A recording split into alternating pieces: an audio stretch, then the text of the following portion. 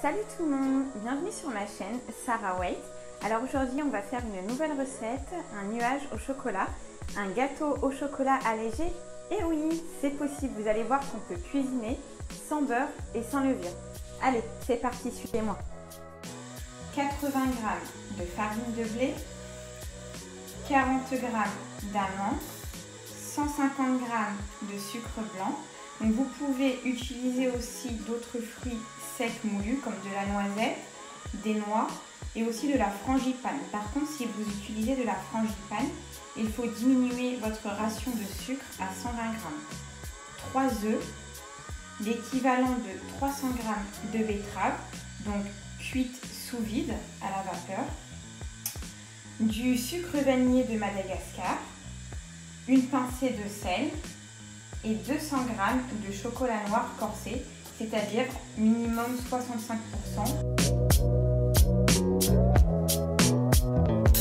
Essayez de préchauffer votre four à 180 degrés. Alors la première étape, c'est de casser les œufs, d'y ajouter le sucre et de bien mélanger jusqu'à obtenir quelque chose de plus clair, donc de blanc, et légèrement mousseux, vous verrez. Donc de mon côté, j'ai mixé les 300 g de betterave. Donc ces betteraves vont nous permettre de remplacer la matière grasse d'un gâteau au chocolat habituel, c'est-à-dire le beurre. Donc je vais les verser à ma préparation. Je vais incorporer à ma recette tout doucement la farine.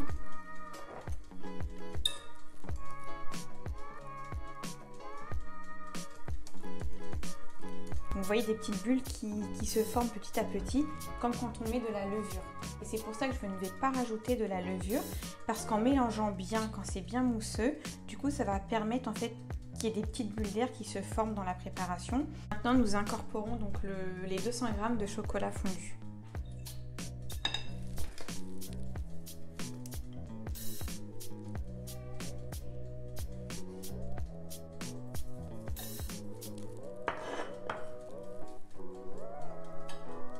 Maintenant la recette est terminée, il n'y a plus qu'à mettre le gâteau dans le moule de votre choix, donc soit un moule rond, soit rectangulaire, soit en forme de cœur pour une petite surprise, et pendant 20-25 minutes, voilà, sous surveillance.